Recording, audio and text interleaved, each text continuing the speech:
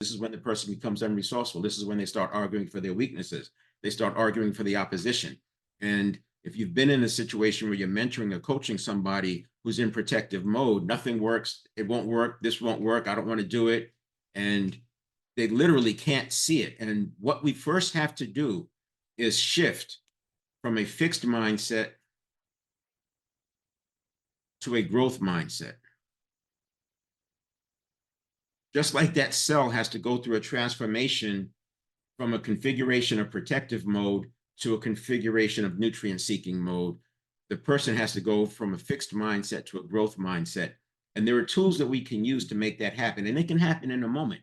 It doesn't have to take months or weeks or days. But it does start with things like mindfulness. That's why I'm a fan of 1 minute. I call them 1 minute moments. They're more like 2 or 3 minute moments. But if you do multiple times a day, and it's the frequency and the repetition that does it, because you're constantly going mindful. You're constantly going mindful. You're constantly going mindful. Let's say you do that 7 or 8 times a day. There have been times where I've literally set my alarm every hour at the 55-minute mark. And so if I'm not in a meeting or something, I will take a few moments, usually 2 or 3 minutes, and go mindful. If you consider that box breathing, each box breath cycle is like 16 seconds. So 4 breaths, that's a minute.